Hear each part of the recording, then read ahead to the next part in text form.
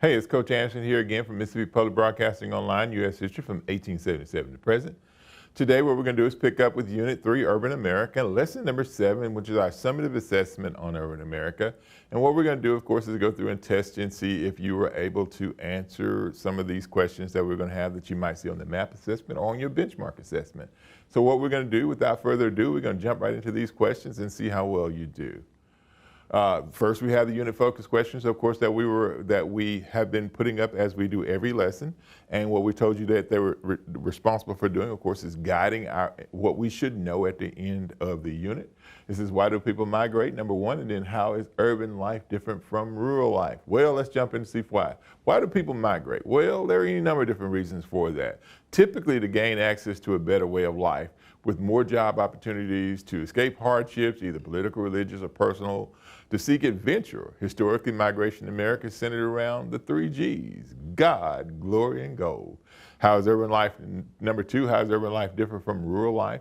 Well, urban life afforded people more opportunities for work, more conveniences, and access to leisure activities and health care.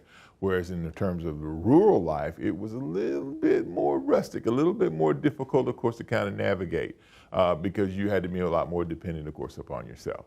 But those are typically some of the answers that you should have gotten if you had gone through the unit, of course, and you were able to complete the activities, listen to the small lectures, of course, and then, of course, do your vocabulary. What we're going to do is move on to some practice questions. And once again, it's important that you go through and do these practice questions because what they'll do, of course, is prepare you for the benchmark or for your map assessment in the spring. So use this excerpt to answer the question.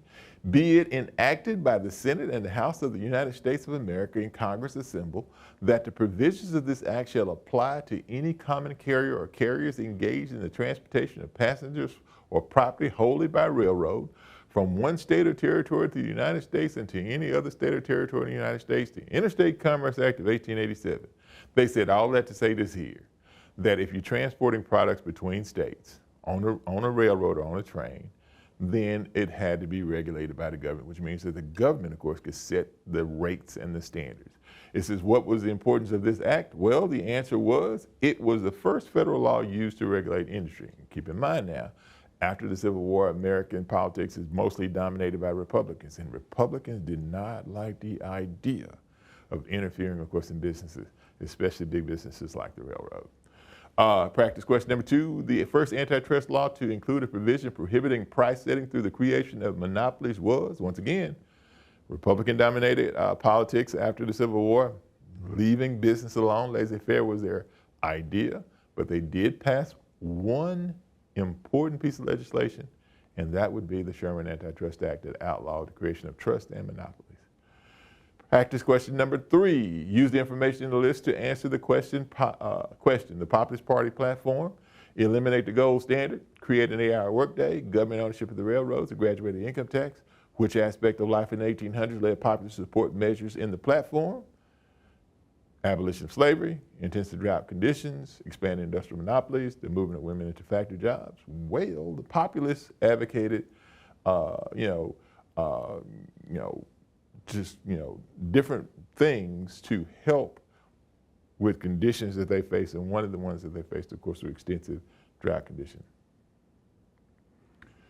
Use the information in the list to answer the question. Supported cooperative purchasing options to obtain farm equipment and supplies at lower prices. Supported pooling of savings, which functioned as early form of credit unions. Started cooperative grain elevators to allow farmers to hold crops until low crops prices increase.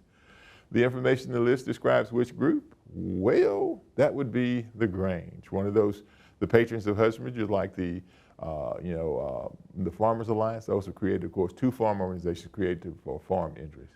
Read the excerpt and answer the question. Brains, property, and character of the Negro will settle the question of civil rights. Good school teachers and plenty of money to pay them will be more potent in the settling of the race question than many civil rights bills and investigating committees. Booker T. Washington, The Education Outlook in the South, 1884. Based on the expert, would Booker T. Washington most likely support?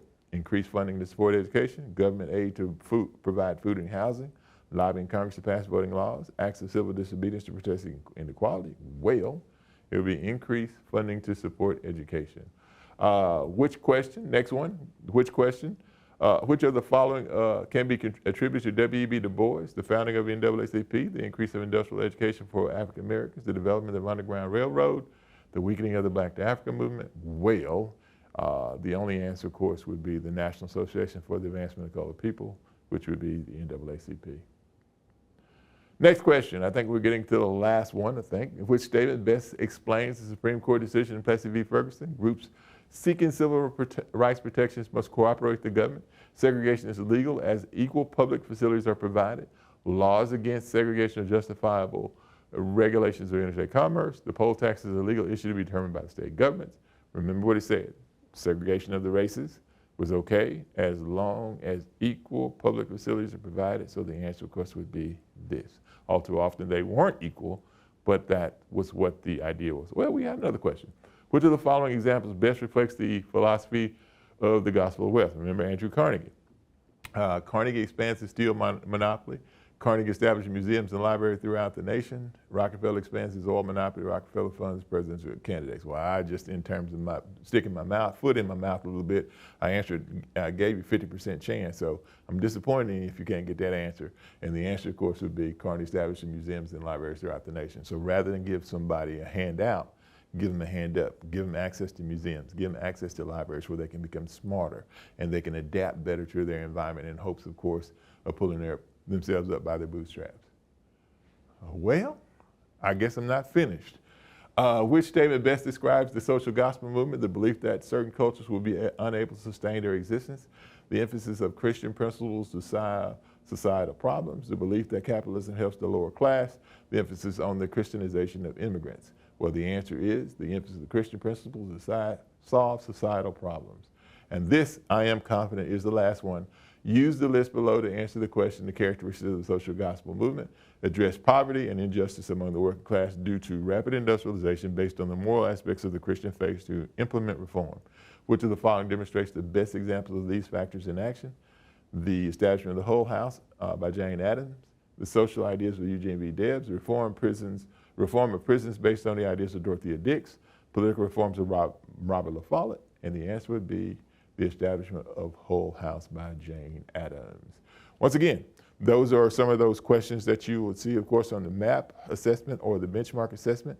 I would encourage you, of course, to go through and study those questions and keep in mind that they'll be pretty much in the same type of format you saw, with excerpts, of course, and even some primary source materials that you'll be required to answer questions on. Last thing we want you to do, of course, is we want you to complete the following projects, and we've included a rubric at the end, of course, to guide your composition, of course, and it would also, of course, be used, of course, to assess or to assess your work. What we want you to do is prepare a collage describing why people choose to immigrate and a 250-word essay detailing the comparison and contrast of urban and rural life from today's perspective. And what that should do, of course, is bring full circle what some of those one of those unit focus questions is about, the difference between urban and rural life. And it kind of brings it into focus for you. Well, with that, one of the things we want to tell you, because we hope you have gained a little knowledge about urban life, of course, during the middle to the late 1800s and a period of American history called the Gilded Age. And what we wanted you to make sure you understood about that particular period, all that glitters is not gold. The United States of America glittered on the outside, but when you dug underneath the surface, we were able to see that it wasn't as great as people thought it was, especially those immigrants that were, of course, coming into this particular country. But don't take my word for it. Once again, this is Coach Anderson from Mississippi Public Broadcasting, online U.S. history from 1877 to present. Once again, we have these reference slides at the end, and these reference slides, of course, gives you, links to all the videos, of course, and then all of the activity, answer keys. And we would encourage you, of course, to go through and look at those at your earliest convenience. But once again, this is Coach Anderson from Mississippi Public Broadcasting, online U.S. history from 1877 to present, and this is Urban America. Once again, don't take my word for it. Do your own research and reach your own conclusions. And then with that, we'll see you next time.